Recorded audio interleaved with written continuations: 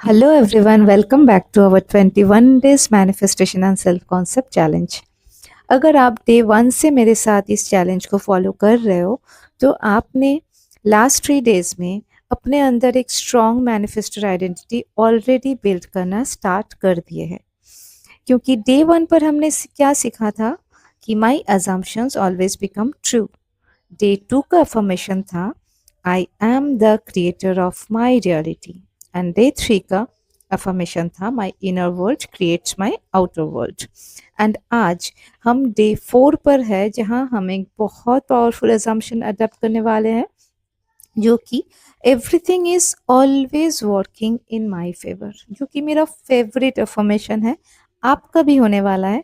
क्योंकि ये अफर्मेशन ना सिर्फ पॉजिटिव थिंकिंग नहीं है, ये एक लाइफस्टाइल है, ये एक माइंडसेट है, ये एक डिसीजन है कि चाहे सिचुएशन कैसे भी दिखे मैं उसे अपने अगेंस्ट नहीं बल्कि अपने फेवर में इंटरप्रेट करूंगी।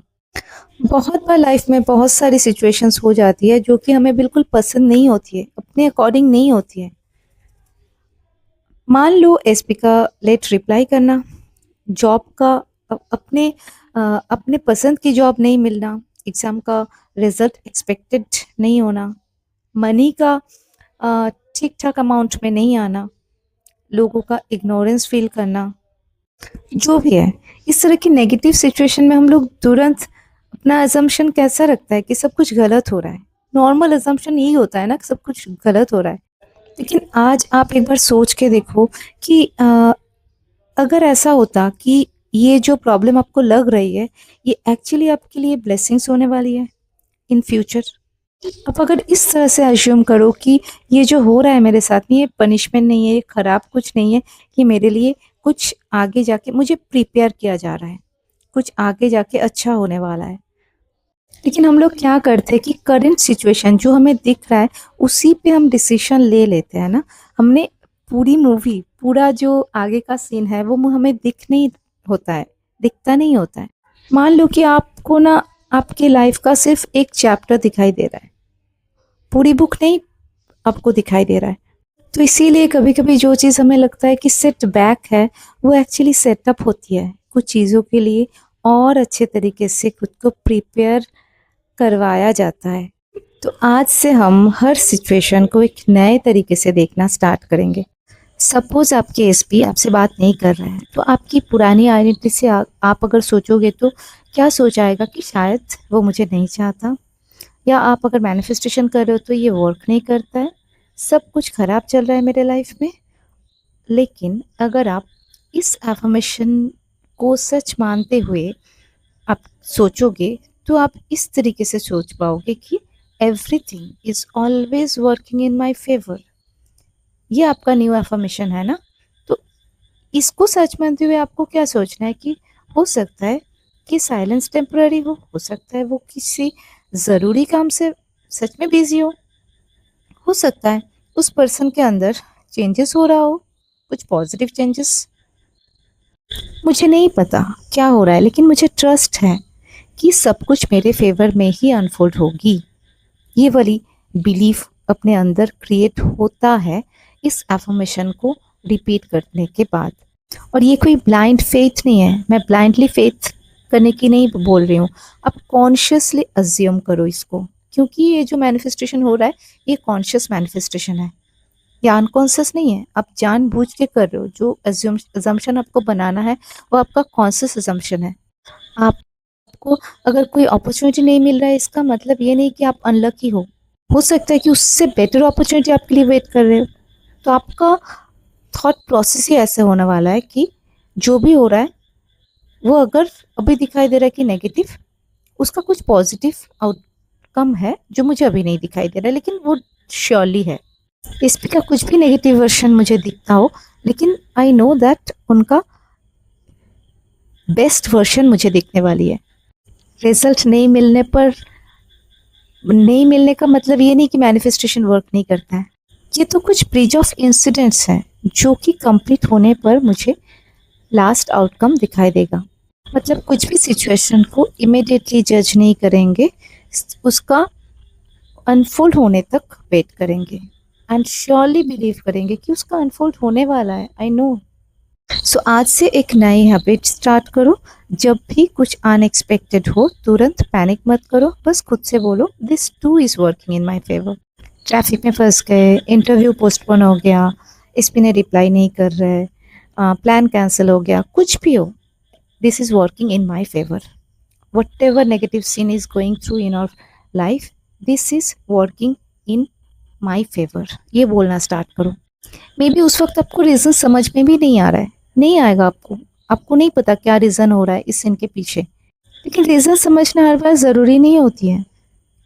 आपको ट्रस्ट बिल्ड करना है, अंडरस्टैंडिंग बाद में आएगा, जो भी होगा बाद में दिखा जाएगा, लेकिन अभी का कोई ज़रूरत नहीं है कि कुछ रीज़न सोच के ओवर थिंक करके स्ट्रेस्ड होने की, क्योंकि आपकी रियलिटी जो है वो आपके असम्पशंस को रिफ्लेक्ट करता है हमेशा।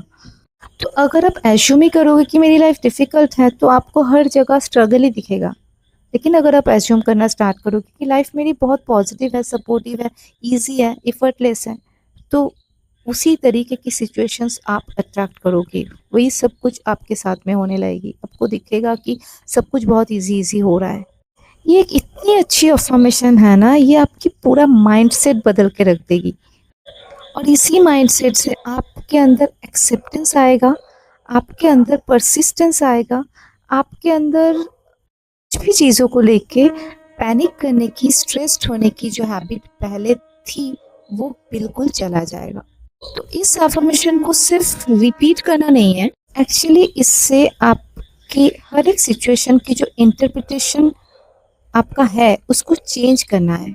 जो सिचुएशन पहले भी आपके साथ हुआ है वही सिचुएशन का आप अलग मीनिंग देना स्टार्ट करोगे, उन्हीं नेगेटिव सिचुएशंस को आप अलग एंगल से देखना स्टार्ट करोगे, और जब भी आपके देखने की एंगल, सोचने की एंगल चेंज हो जाएगा, आपकी एक्सपीरियंस भी चेंज होने लगेगी। So today with the repeating of the affirmation also you have to observe your thoughts and reactions. जब भी आपके साथ कुछ नेगेटिव हो रहा हो, आप तुरंत रिएक्ट मत दो। Instead, pause for a moment and say everything is always working in my favor. And आज का आपका टास्क होगा, आप आपके डायरी पे लिखोगे इन्हीं 5 एग्जाम्पल्स जो आपको नेगेटिव लग रहा हो पूरे दिन में, आपके साथ में कुछ जो जो चीज़ नेगेटिव हो रहा हो वो सब आप लेफ्ट साइड में लिखोगे, और राइट साइड में एक ही अफर्मेशन रिपीट करते जाओगे कि this is working in my favour. जो भी लेफ्ट साइड में नेगेटिव सिचुएशन जो भी है, राइट साइड में एक ही लाइन होगा, this is working in my favour.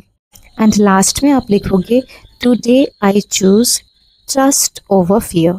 This simple practice now will start rewiring your mind to expect favorable outcomes instead of worst case.